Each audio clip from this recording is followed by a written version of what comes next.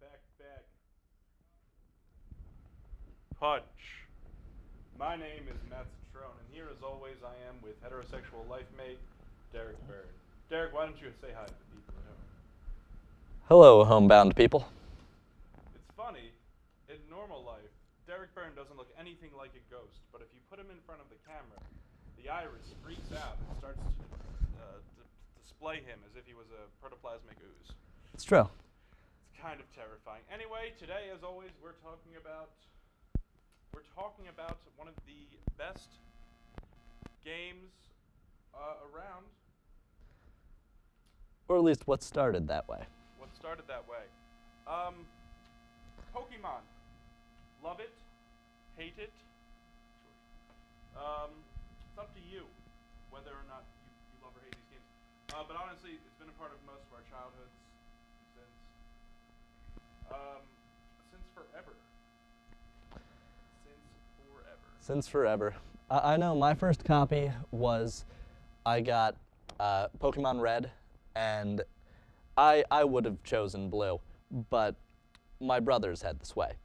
Either way, we shared one file, and I didn't really get to play it that much, but the gameplay was great. On the Game Boy Color, when you caught things, encountered things, did any amount of fighting, it worked well. And it was a great game. It was largely Herald because kids liked it. I was too young to really understand the critical reasons as to why the game is liked or not. But honestly, I just enjoyed the fact that I got to fight Pokemon to the death just like Michael Vick does. He hadn't at this point, but dogfighting had just always been one of my dreams.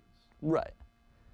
And I think one of the most interesting things that people don't know about, besides the fact that like a lot of kids liked it, like Matt said, because all the Pokemon were really cute. Well, did I say the Pokemon were cute?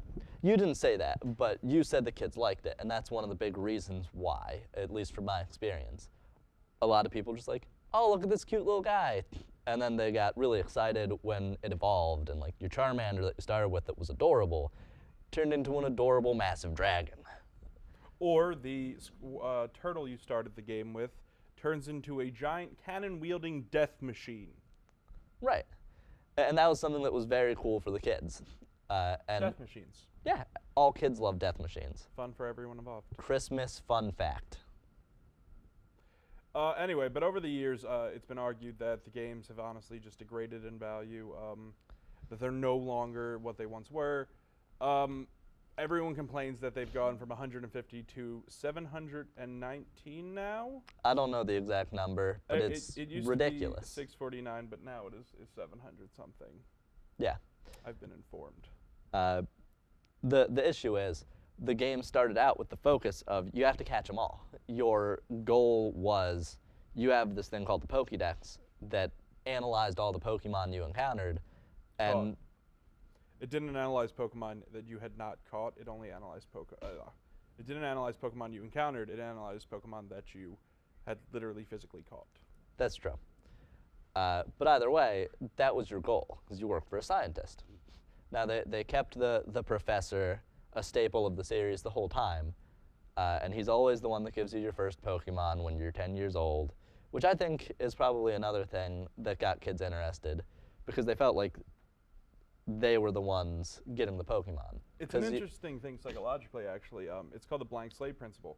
It happens in action movies and video games. It makes the hero pretty bland, believe it or not. Yeah. And it allows you to project yourself upon him, which is basically what Pokemon did brilliantly. That's why children loved it, because it was them. They were the one leaving home and catching them all at the time. Yeah, and considering you got to name yourself and your rival, along with every single Pokemon you had, you could name yourself, like I would name myself Derek, and then when I first got my actual Pokemon game, I named my rival after my brother, because... I named my rival Butts, because he was my only true enemy. And to this day, Butts is the only one who's ever bested me in a Pokemon battle. That's true. It's because I didn't know how to play. That's also very true. I used Flamethrower on everything. Flamethrowers are cool, though. I didn't understand why it didn't work. I was like, why isn't Onyx dying to my flamethrower? Because you can't burn rock, dummy.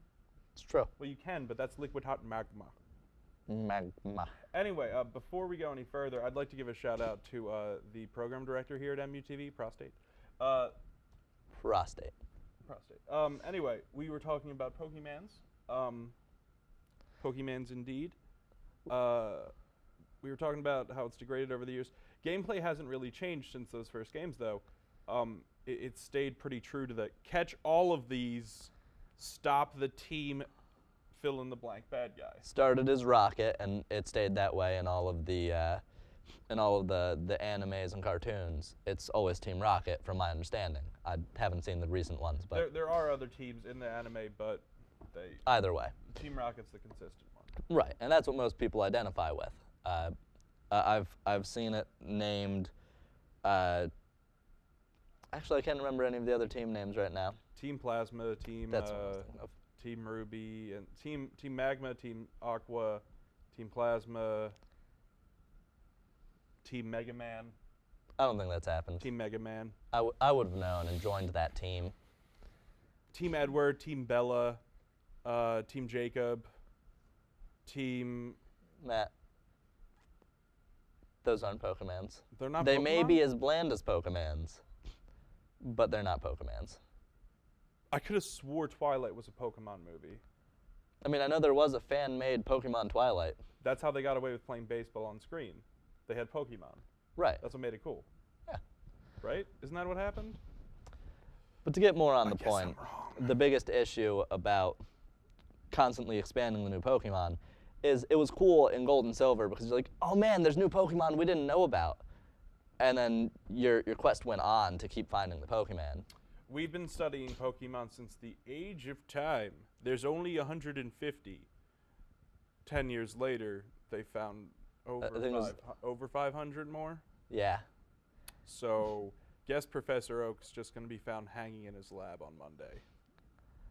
But the other part of it is, I don't remember which one they started changing this, but they would limit the Pokemon that were available until you, I don't remember if the requirement was cleared the Elite Four or caught all the available ones, but once you did, for whatever mysterious reason, all the other Pokemon started appearing in the world. They started respecting you more. It's the same idea behind the gym badges. Pokemon won't respect you unless you have all 8 gym badges, and for some reason they respect the gym badge completely human-made system. So once you've proven yourself and beaten the Elite Four, all of the stronger Pokemon that are more fun to play with finally show up. And you're just like, I already beat the game. And they're like, yeah, but don't you want to play with us? And I'm like, no, Rattata. Jeez.